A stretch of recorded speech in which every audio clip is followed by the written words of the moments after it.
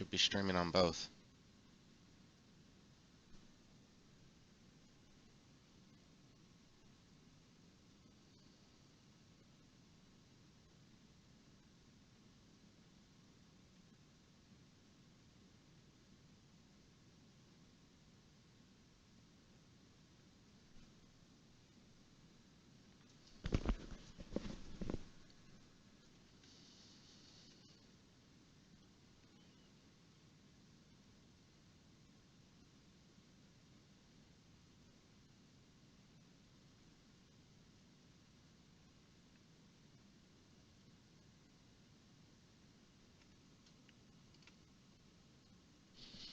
Somebody confirm with me the We are streaming on both.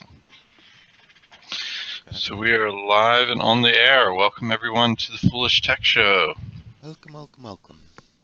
It's bright and early Monday morning, and we are here mainly to provide you with support and answer any questions about our products and services. If you have any of those, you can jump over to our IRC chat at foolishtechshow.com. We'll be more than happy to talk to you directly. Otherwise, we'll sit around and talk shop, and keep in mind that all opinions here are expressed by the person and individual of themselves and not of the entire company. And welcome everyone. How was everyone's weekend? I had a good time. I hope everyone else did. My family was visiting. Some of my other family members were visiting, so that was good. Anything exciting for you? Lots of excitement. Neat. So, well, not really. One of my family members fell victim to a tech scam. Oh. And then we had to drive up there to look at it, and we got a flat tire on the way. Ugh. But it was an interesting tech scam. So what happened was he mistyped a web address. Okay. Ended up getting a bunch of windows that he couldn't close. Typical. And one of them had a phone number to call Microsoft because there was a problem that Microsoft needed to fix. Oh. Okay. So That tactic. then, So did they actually call the number? well, he actually was trying to close out all the windows, Okay. and then in doing that, another page appeared that showed him the same number and said the same issue, and that's what convinced him to call. So he called them, and then they wanted to get hooked up to his computer. And then this is where it went a little bit different and a little bit strange to me, and I'm almost wondering if there's other tactics that could be taken here, because essentially what they did was they did the regular tech scam thing where they showed him the event log and then showed him the errors and stuff, and then said things need to be fixed and ran an IP trace route and stuff. Those are all pretty typical so far, but... Yep. But then he was like, all right, so you got all these issues. Let me list out what you'll need to do. And he gave him two options. Now, this is where the strange part came in. So he was like, I can go ahead and transfer you to someone at the Cisco office, and they can get you fixed up and clean up everything and secure your network and do everything like that. And if you don't want to be transferred to do that, you can actually take this system in and let me find the closest location to you. And then gave him an address in Charlotte. So essentially, at that point, my grandfather realized something was up, and he was basically like, well, I actually got to go do this thing, so I can't do that right now. I'll just take it in. Can you give me the number? I'll give him a call. And the person was like, well, why don't you just let me stay connected here, and when you get done and back, we'll be already connected and can get you over to the right person. And he was like, all right, well, yeah, that's fine. I got to go. He hung up on him. Then he disconnected the internet immediately. And then I told him not to put the internet back to it until I could take a look at it. Which, it turns out, everything seemed fine. He didn't actually get anything on it, didn't do anything. So essentially, I think what's going on there is they have a kind of like the lead gatherer. So this is the person that will basically bait and hook the person, and then will transfer it over to someone that will actually do the damage or issue or whatever. Or you can even take it into a place. Now that's what makes me wonder is the taking it into a place. Well, because it's probably a tech shop that's disreputable. It's not. It's not a tech shop. It's some like law firm place. Here, I'll give out the address and everything for because they gave them phone numbers and all kinds of stuff. So that's bizarre. So 5275 Parkway Plaza Boulevard, Charlotte, NC. So that is what the person gave, and he printed out this sheet that has all this information on it. So this is what the person typed up to get him to pay for money. And that's what made him go like, oh, that looks real professional. I don't think this is true anymore. So he took that, and that's the address that they gave him. And if you look that up, it's like a law firm or something like that. I forget what exactly it said, but it's just like an office parkway. It's just like a office, basically lot. It's an office strip, yeah. It's a commercial office building. So, all right, that's probably a bunch of offices are in there. Oh, that's interesting. That picture doesn't have it. Yeah. But it probably wouldn't be terribly difficult for them to set up like I said, maybe a sham PC repair business or just some sort of drop-off place, that is relatively, or people maybe they just steal computers this way. I mean, I don't know exactly. They didn't give them a suite number. So, I mean, obviously a suite number would be needed to know which one. So I'm wondering if maybe that was a kind of like a backup, hey, you could take it here, which is, that ends up being like 2.5 hours away from it. Far enough away so that likely somebody won't do that. They'll opt for getting transferred and staying online and connected. So that could be. But this is interesting. Now, so I see where you're going with this, and this is actually somewhat of a trend where traditional jobs are being further subdivided and basically outsourced online, And so this is the first case that I've seen of it in a non-legitimate sense. Usually that's done to so that they can reduce employment costs for businesses, but and that's a whole nother discussion to get into. But basically, this is the first time I've seen it with a criminal enterprise, but it sort of makes sense. They need more physical labor to make some of these things work, particularly when there's a phone call and a remote in and stuff like that happening. But they don't want to pay. There's a cost associated with that. So they could reduce their cost by paying more people less. Or something like that, I guess. I don't. Well, and that's what I'm thinking is that those people work off the commission side, so that's like their sales team. Mm-hmm. And then once it transfers over to whoever is trying to run the organization, then they only got people that's already basically on the hook. And that whole ready to give up. And the whole transferring or this or that oftentimes weirdly, oddly, in other words, it builds trust. They think you're a bigger organization, and it's like that commercial where the guy sitting in his garage starting a business transfers them to his other department, and it's him. Yeah. And Yeah, it could be that too, that it was just going to transfer back to him, but well, I mean, or somebody sitting right beside him, something like that. yeah, yeah. I still think this is a way of division of some sort of division of labors going on in it, but um, Yeah. it's Now they did have that's interesting. That's a different type of scam. Yeah.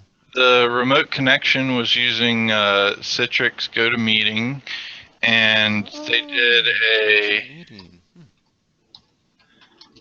Let's see if this is the one. I don't really want to go to it on my machine, so let me try it on this machine. Um, I'm pretty sure this is the address. If anybody wants to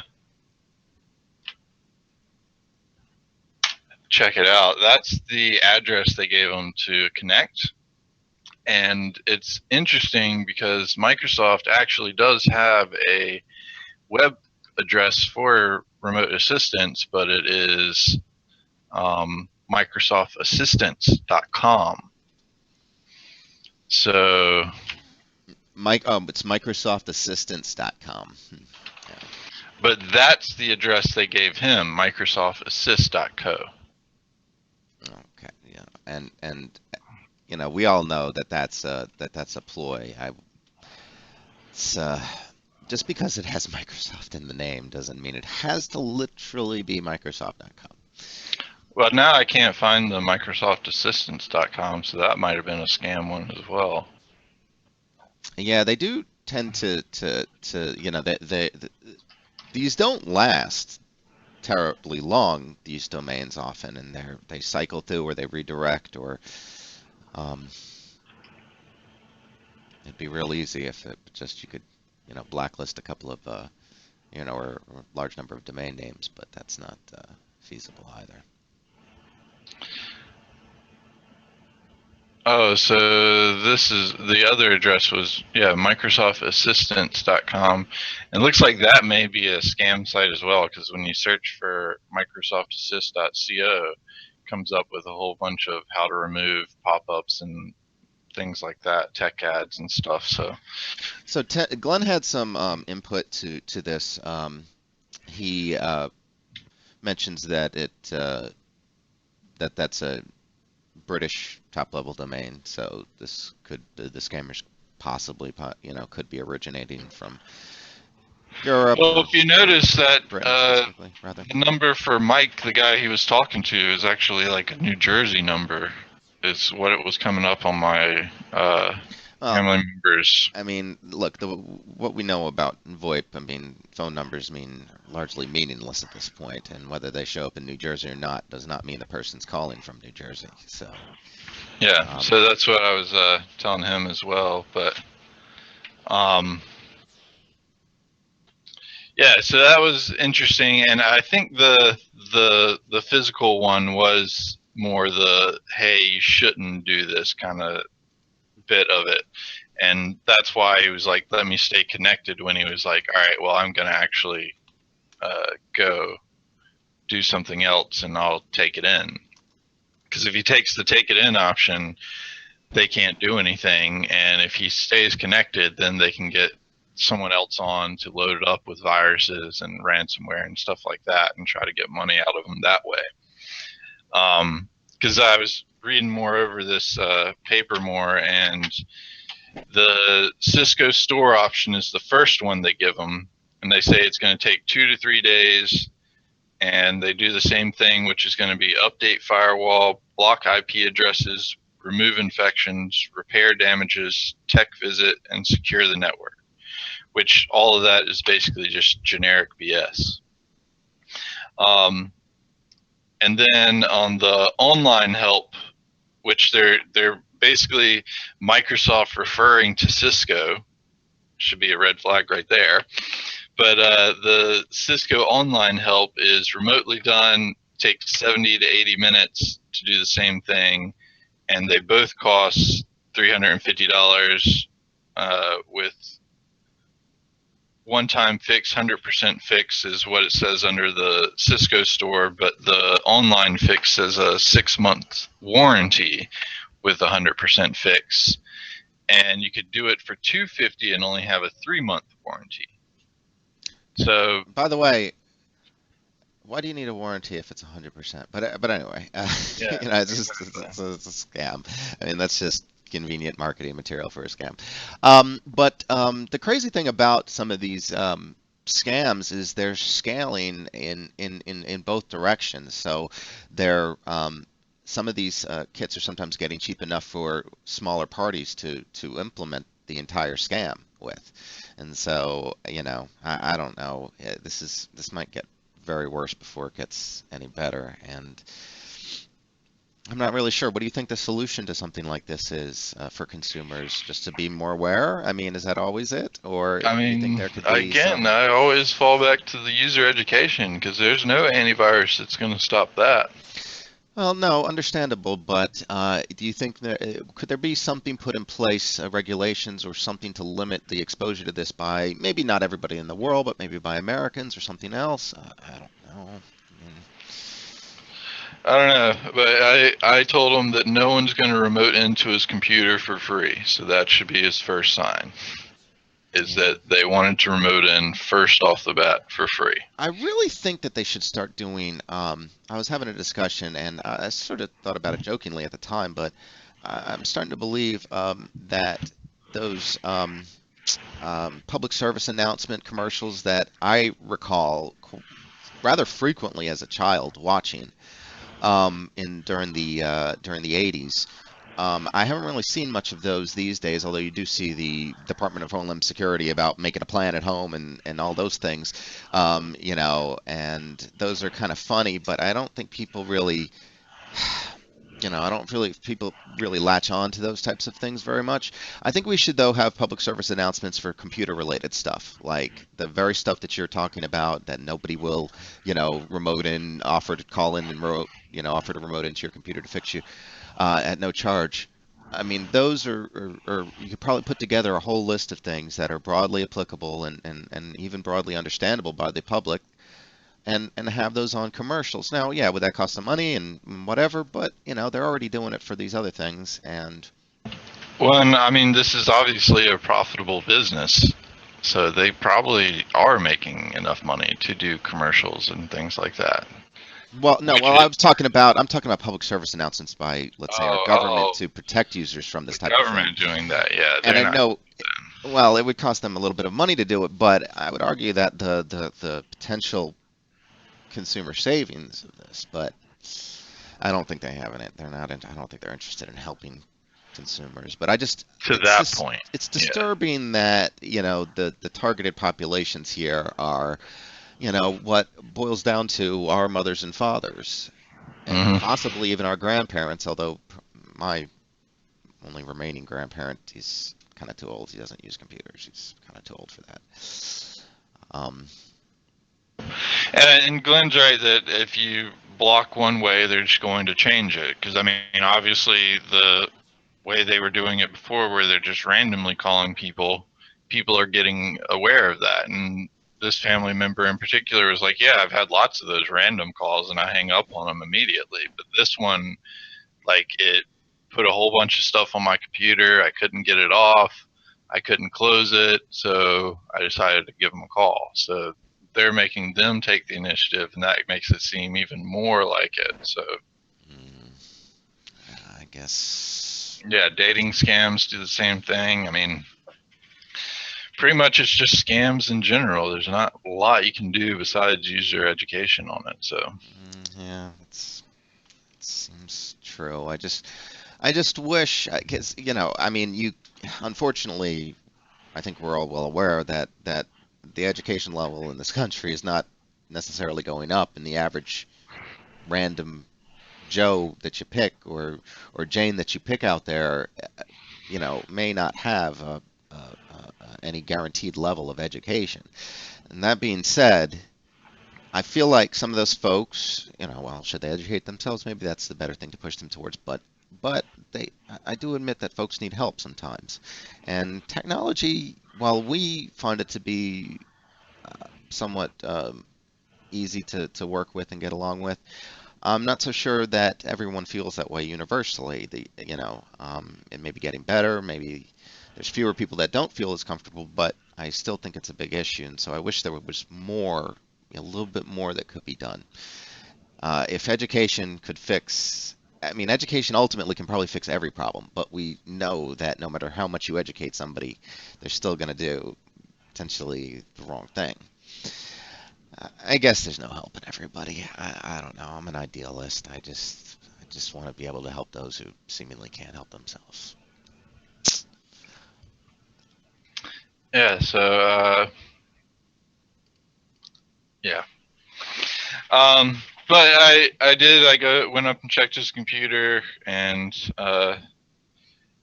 everything seemed clean and clear on it. I didn't find anything bad on it. I removed the remote connection software, but it wasn't connected anymore. So um, it seems like it was just the hooker, and they didn't actually get to do anything.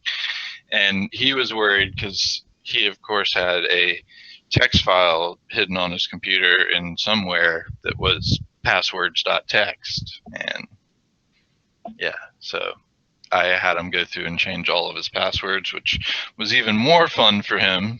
And also had set him up on KeyPass and see how well he does with that. So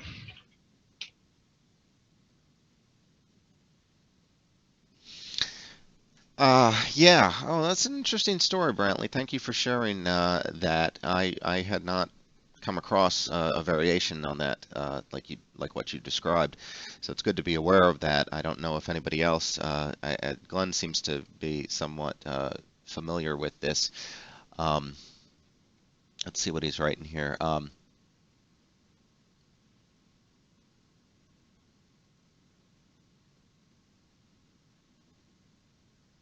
Yeah, I guess there's a million scams out there.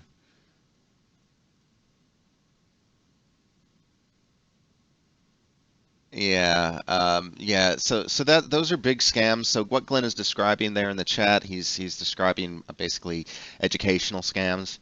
So I mean, I'm sure all of you out there have heard on the radio or TV or online, get a diploma or, get a tech education or get a great paying job and all these other things about basically promises of that seem a little bit over the top. Like, again, achieving a 4-year diploma in 6 months while you're working in your spare time, you know.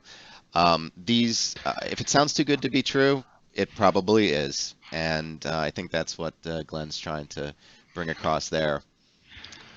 Um, and this was even yeah, paid for by the government. Yeah, so I agree, Glenn. These scams are so ubiquitous these days, um, and there seems to be no um, you would think that there would be some sort of oversight or some sort of consumer protection or just something, but uh, there doesn't seem to be any distinguishment between the legitimate educational places and the illegitimate ones, and that's really difficult for consumers to then distinguish. well, It all that's comes my down worry to, about like the scams getting this legitimate looking is that this hurts the regular real computer remote people, because I mean remote computer repair is a almost godsend for tech support workers. Like, not having to go over to a house is far better than going on site and doing stuff that way, or having a customer bring their computer in. If you can just remote in, fix their issue in 3 seconds and be done and charge them, that's great. That's amazing. That's a perfect way to do business. But having these out there makes it so that your legitimate options kind of fall yeah. flat, kind of. Here's the problem, Glenn, and I think, and it's what Brantley is referring to as well. The issue in this country is that the government will actually subsidize educational institutions, and an educational institution can potentially, get, can get those awards for giving out the um, signing up enough students, quotas for students and things like that. And so you get these markets where basically headhunters for anybody willing to, sign up on a sheet and commit. And it's usually lower level education things, the short term stuff, basically everything like what you're describing. And it's an amazing way for companies to fleece basically the government of millions or even larger amounts of, at least across the board, if you're talking about dollars worth of educational funding. And ultimately, the students are accruing debt as a result of this too, so it's bad on both ends, but it's great for the economy. It's great for those businesses doing that thing. Yeah, I really feel like we should crack down in this country, and everybody should crack down on these educational institutions. In fact, I'd argue if you're not accredited, or you shouldn't be able to be an educational institution or market yourself as an institution unless you can be accredited. Of course, that runs into some issues with, I guess, smaller community colleges and schools and stuff like that. But just again, more oversight or something, because even our veterans, they come back from serving, and they've got the government help to educate themselves and get a job after they've served their time, and they go to these places and they try. So these are the men and women who are fighting for us on a daily basis are coming home and then being fleeced by these scams with these educational scams, and it's really so sad. And it does penetrate the highest levels of the government. I'm not sure you heard about it, Glenn.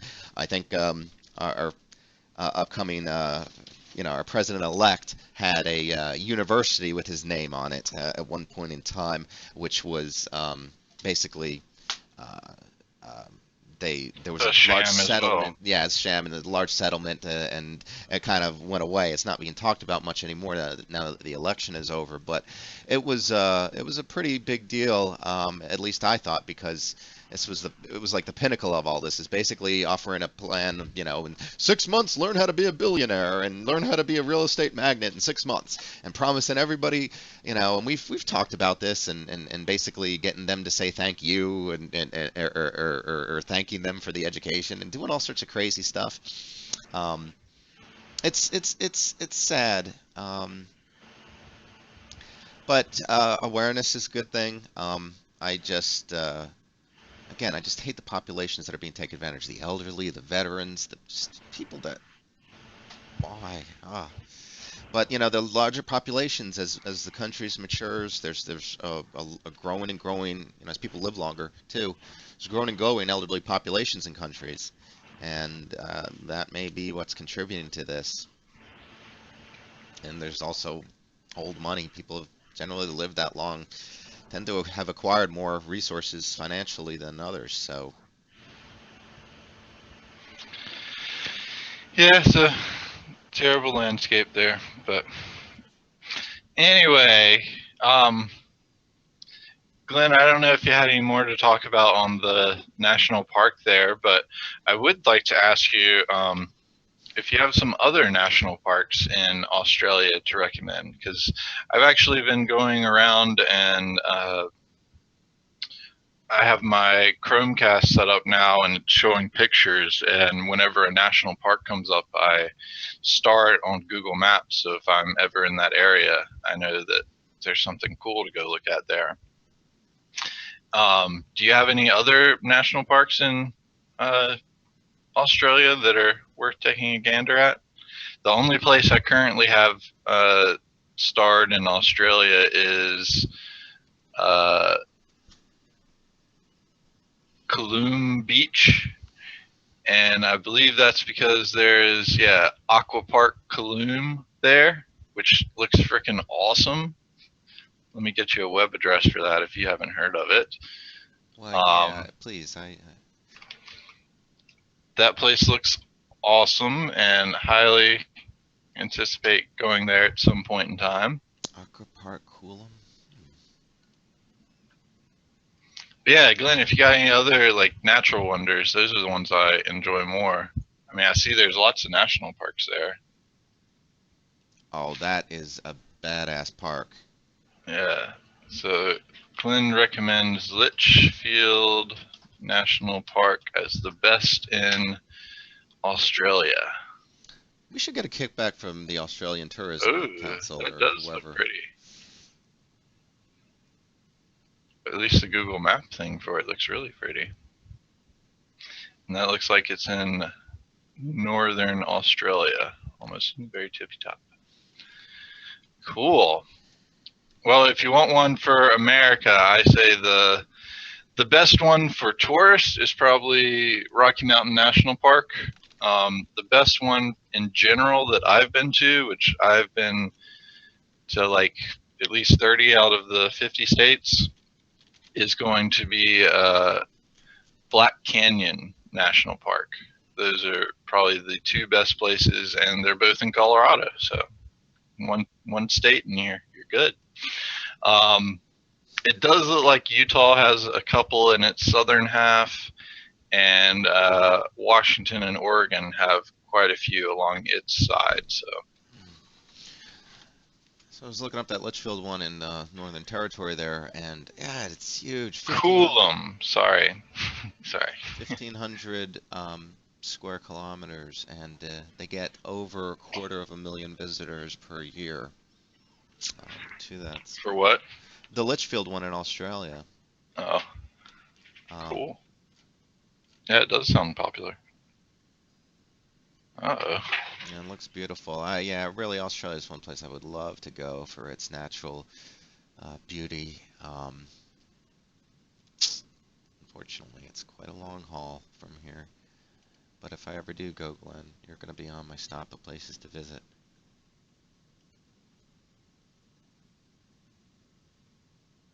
So Glenn, sounds like we'll be going to the water park together if you're only 2 hours away.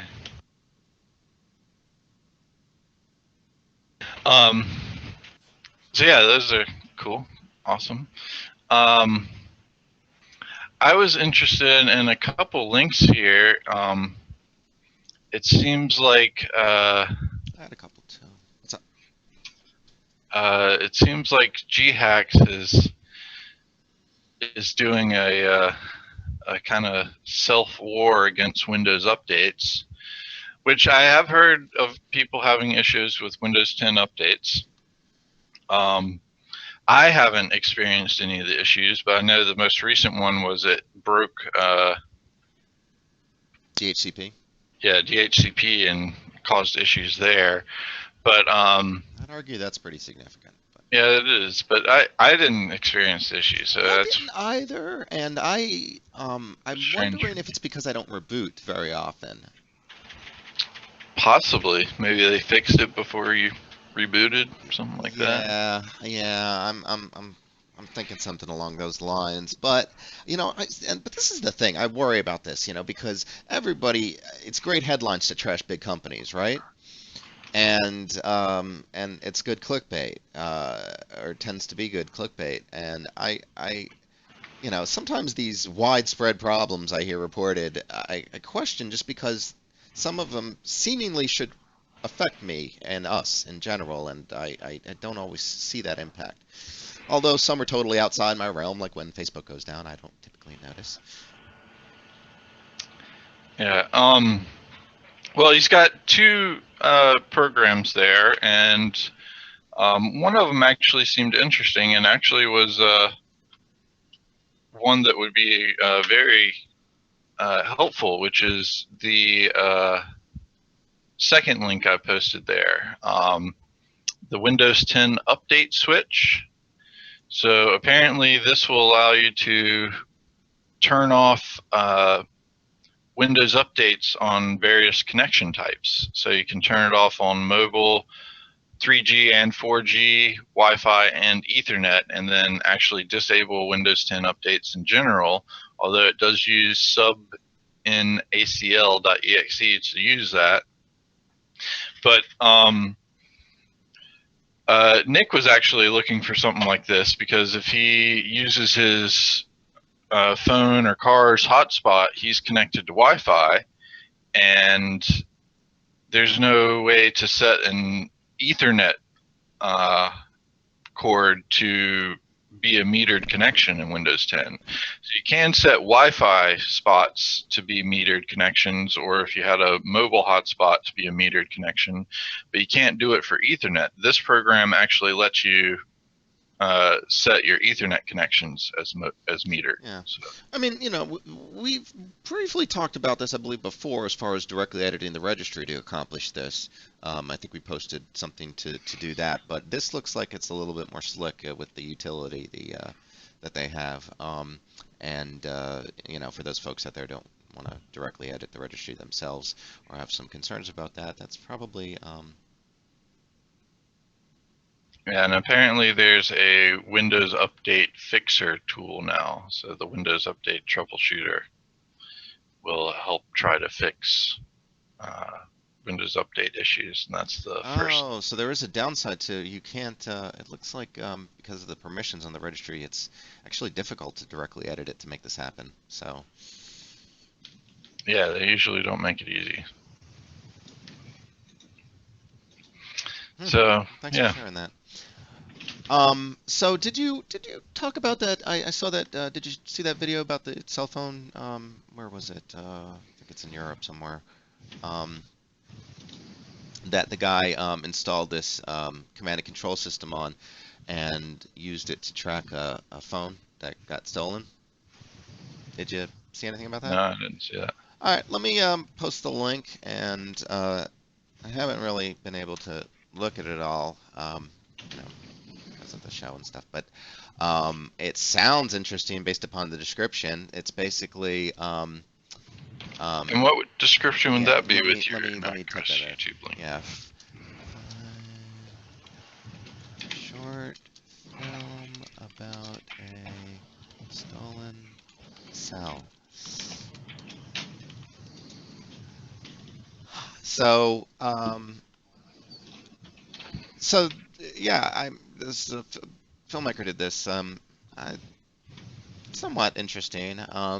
The ending, I think, is a little bit unconventional. It's maybe not what you would expect, but let me know how that looks, Brantley, if you do get a chance to look at that. What you think on that? And I had. Is it like the Black Hat where the guy tracked down his computer? I think so, but again, I haven't watched all the way through.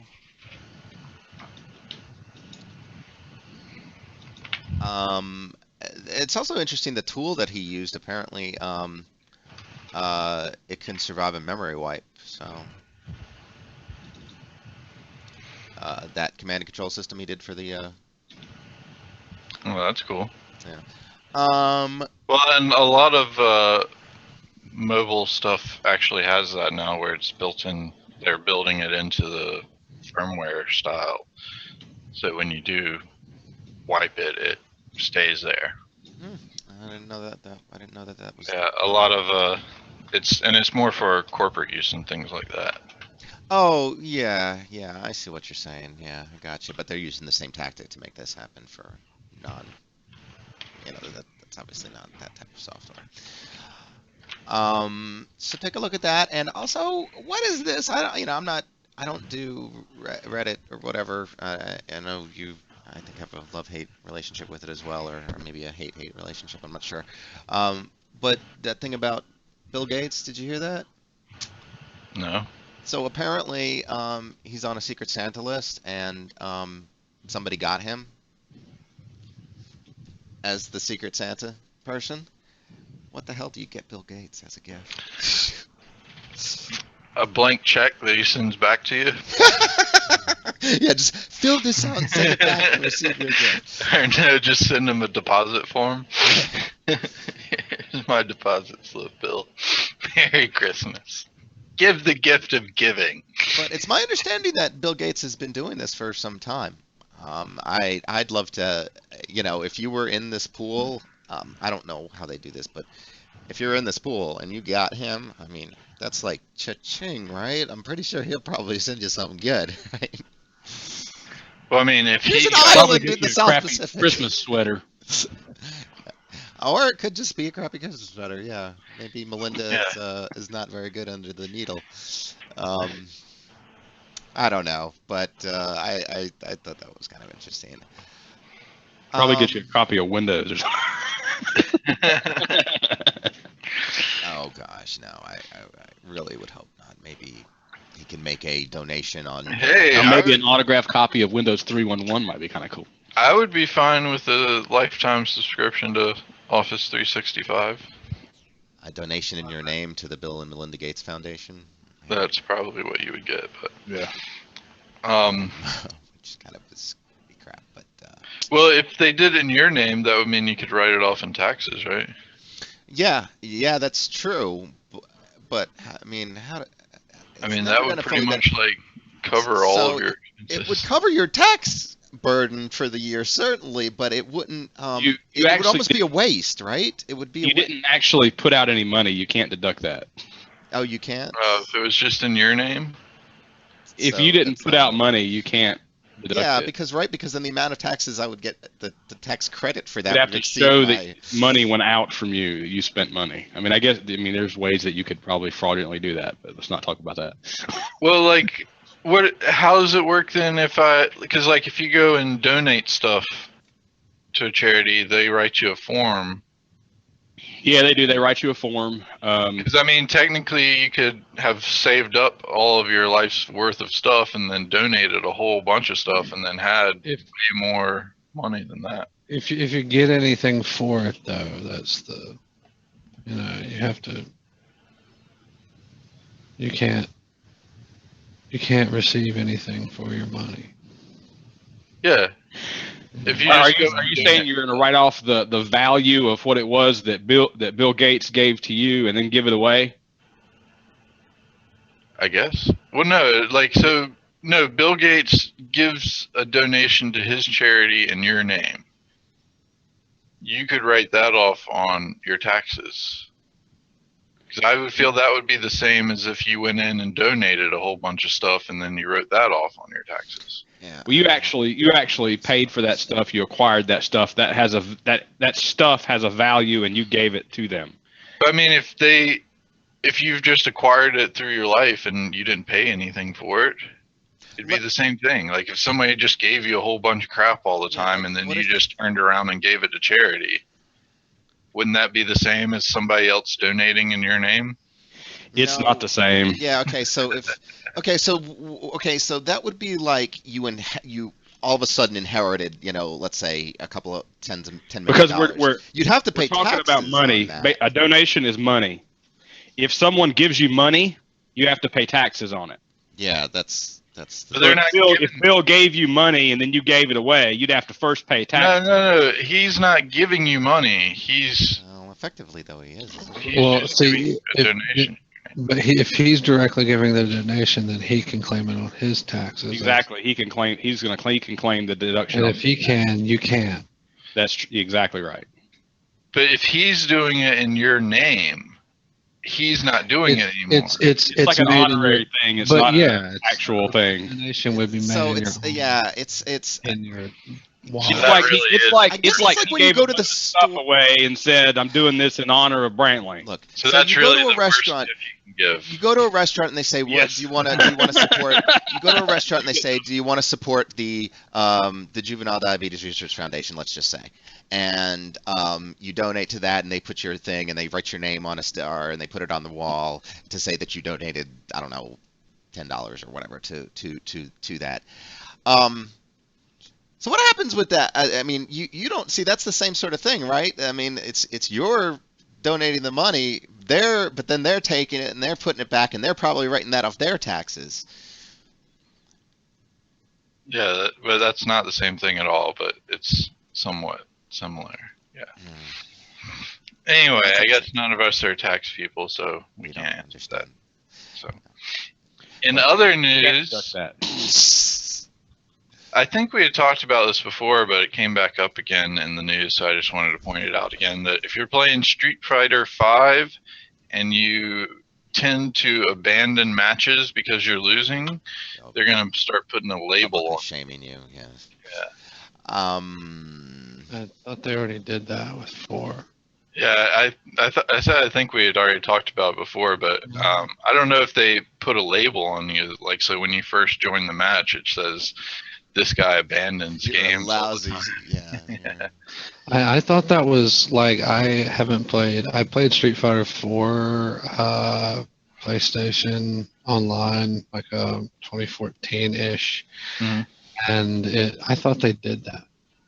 They might, and like I said, it just came up again, so I like bringing it But up. there were always a different. There was like a different, PlayStation network than, you know, Xbox or whatever. So it might be I would be kind of excited about it because that network means, dependent, because the PlayStation network would be managing that.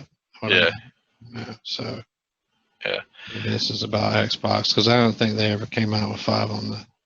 I think it was an exclusive deal for Xbox. I'm not sure. Or no, PlayStation 4 was. Oh, anyway, never mind. Never mind.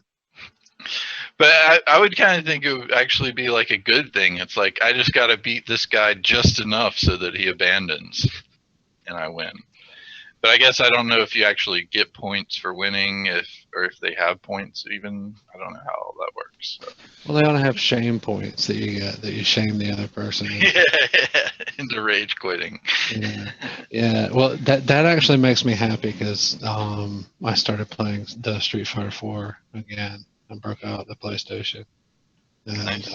with the kids last week. In fact, first time in years. Haven't lost it. Raging all over them. I love it. Well, I would also wonder, like, people with bad internet, like if you get dropped constantly, then you end up getting labeled as a shamer, or you get Yeah. shamed. So that kind of sucks too. But I guess that just means you gotta get better internet. Yeah. Shouldn't be playing online again. 4 hour flight to 4 hour flight Brisbane to Darwin. You can directly fly to Alice Springs. Assisted tours in Alice is recommended. Interesting. We don't need no assistance. I'm gonna add that one to mine though.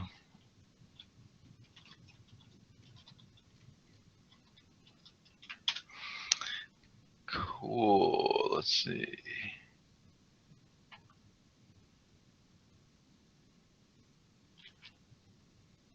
Oh, that looks cool.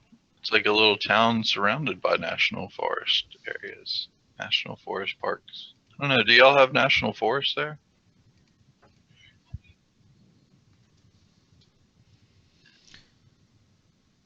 Yeah, it looks like most of them are parks.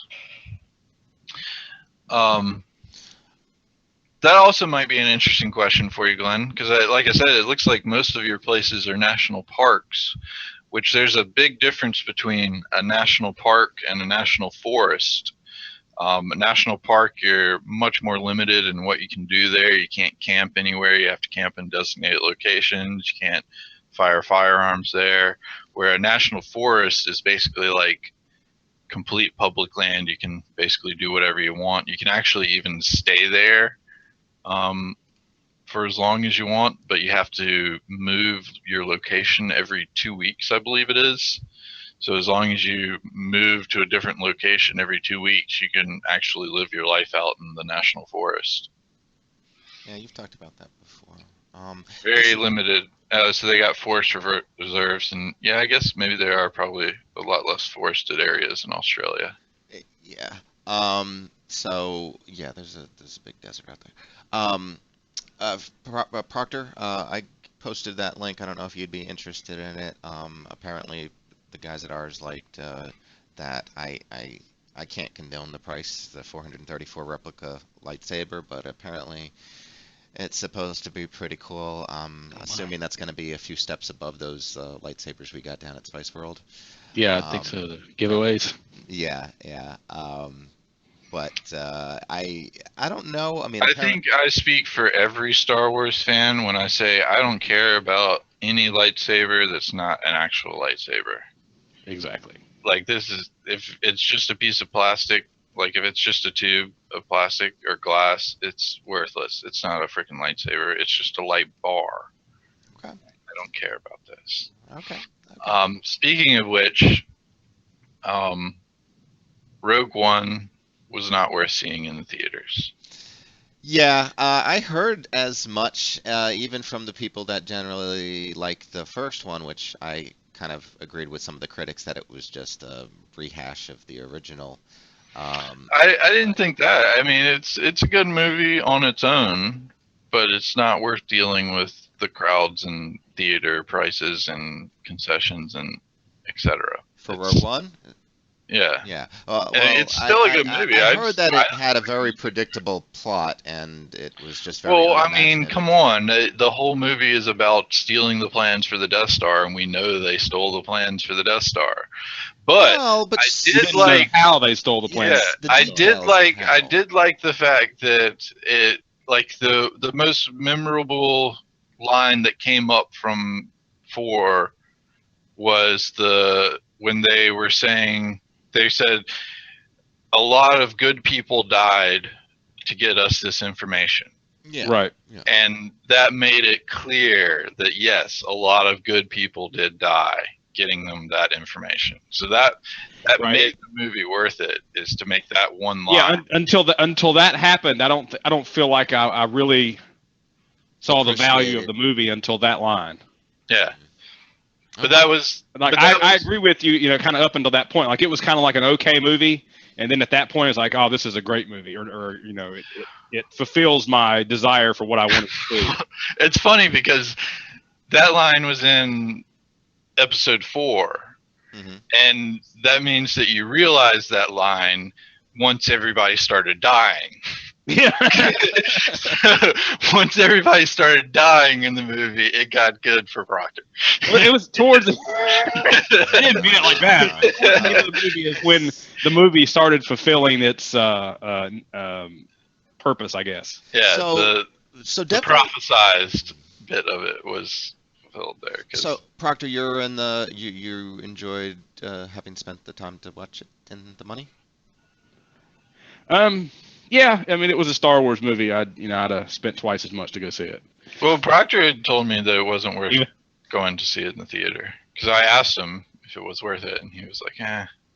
I was like, "That's kind of what I thought." So you wouldn't. But unless the you're a Han huge Solo fan. movie probably will be worth going to see in the theaters, because they got Childish Gambino as Han Solo, the young Han Solo. That's gonna be freaking awesome. We'll see. We'll see. Is that the next one they're coming out with?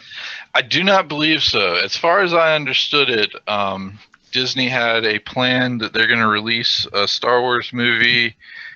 The next 6 Star Wars movies they already have planned out, and they were going to do it where By the time I'm done, they're going to be over 20 Star Wars movies, or Probably. 30. So the first one Disney released was episode, is it 9? Yes. Yeah. Well, 4, 5, 6. No, the first one they released was episode 7, which was the other one, whatever that, A New Hope or whatever. What was it called? No, A New Hope. No. No. What was the Awakens, Yeah, The Force Awakens was episode 7. 4, 5, 6, 7. Yes. Correct. Yeah. Yeah. Yes. Okay. Yes, I can count. Thank you. So Force Awakens was episode 7. And then they're releasing an offshoot movie, so like an in-between movie, which that was Rogue One, because it's essentially 3.5. Then there's going to be 2 more to finish out the trilogy. They have, the next one is going to be episode 8. So they're going to continue the Force Awakens story with episode 8. 7, 8, 9. And then they're going to have another in-between one, which I believe is going to be the Han Solo child one. And then the 9. Then 9. Michael. So that would be a prequel to Rogue One. Probably. Before Rogue One and after 1 through 3. Well, it depends on how old Han Solo is, because he could have been during episode 3. You're right. He could have been. I mean, we don't know where Han was during episode 3 or his childhood, and that's what the movie's going to be about, obviously. So, the same time that Anakin is turning into Darth Vader could be when this movie is set. So Right. either way, that their plan was to do 6 movies, as far as I know, and that was my understanding. Obviously, they could have changed it. Maybe the Han Solo movie is the next one that they're going to do, and then they'll do Episode 8.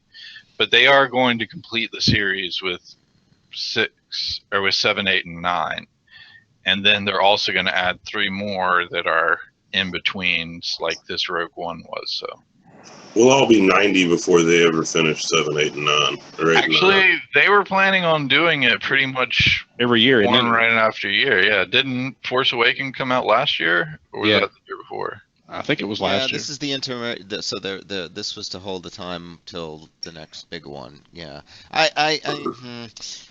yeah, I don't know. I kind of get the feel like there's gonna be like all of these intermediary ones are gonna be Yeah, rather. 2015. So yeah, they're going to do one for the next 6 years. So in 4 more years, you'll have all the Star Wars movies.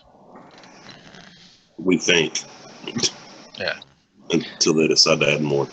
Well, and now I would think it would make more sense that they would do it so that they end on Episode 9.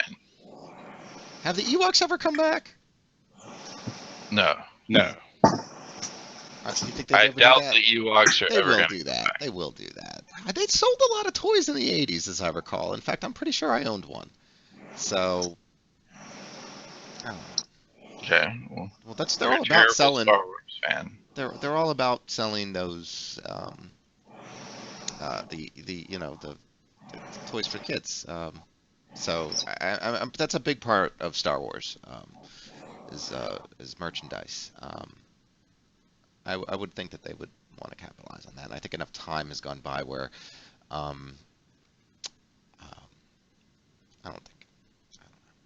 Definitely no more Jar Jar. No more Jar Jar. I do that, but I'd take the Ewoks. I'd let them come back. I kind of Lame. dancing around. I could deal with that. I like the way Jedi ended. It was okay. I still say lame on that attitude, Proctor. But Jar Jar. Yeah, I think Jar Jar should be the Sith Lord that we all wanted. yeah, he Hey, was. now, if I he think he became a should be the Sith Sith Lord, Lord that that would have been cool. George Lucas.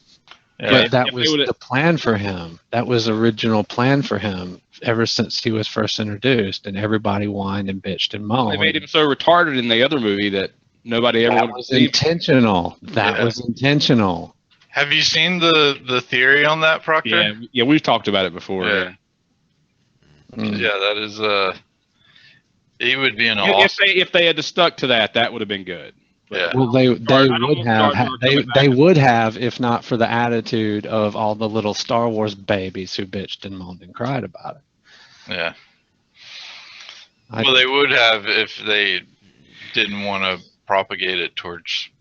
I mean, I think George was I'm trying to saying- target the same audience he targeted in the 70s, 80s.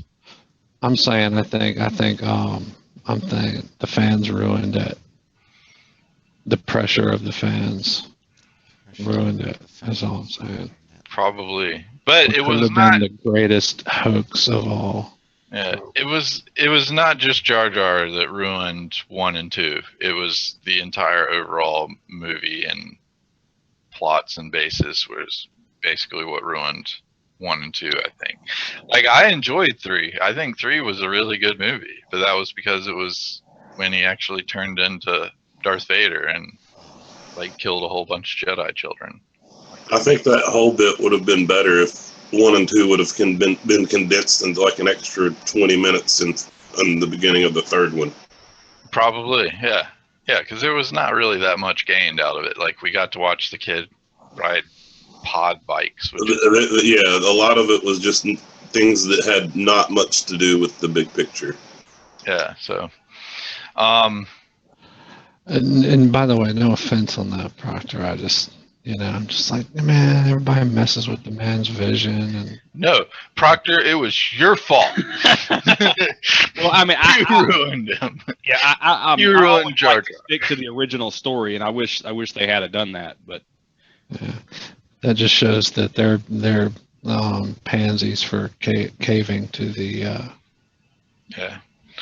Well, you also got to imagine that it's not a small force of people out there, and it is probably the large chunk of their profitability. Like Oh yeah, money.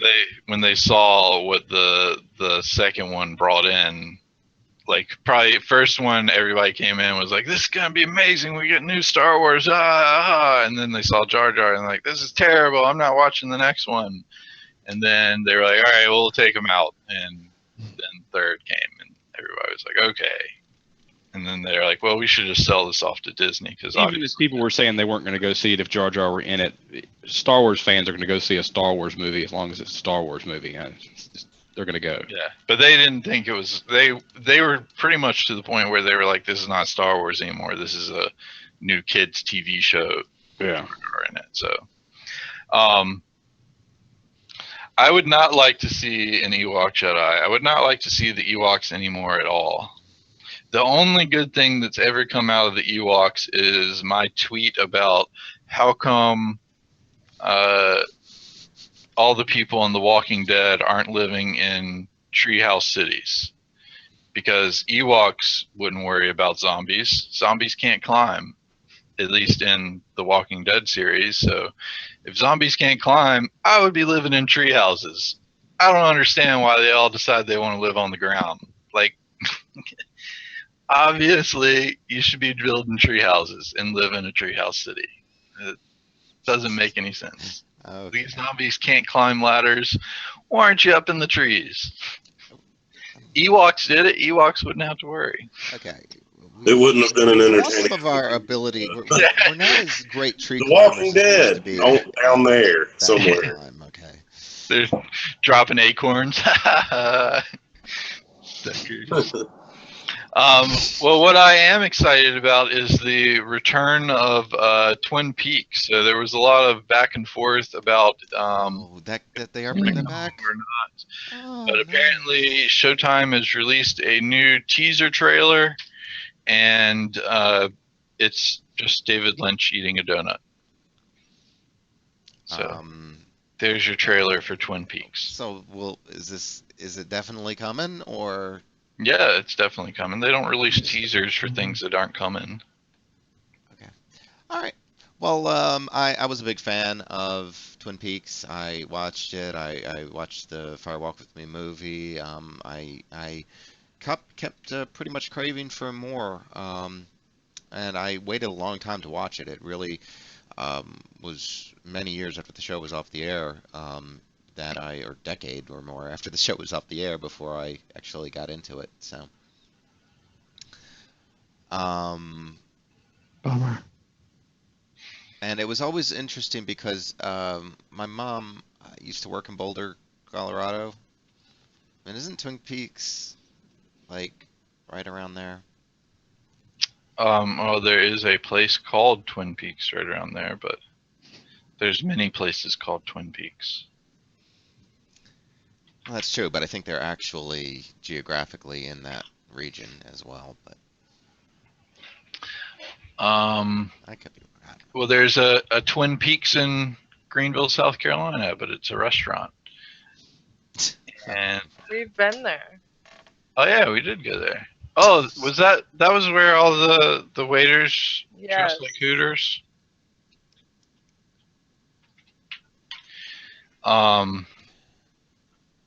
10 real-life Twin Peaks locations you can visit today. Oh, that's just where they filmed it. Never mind, that's stupid.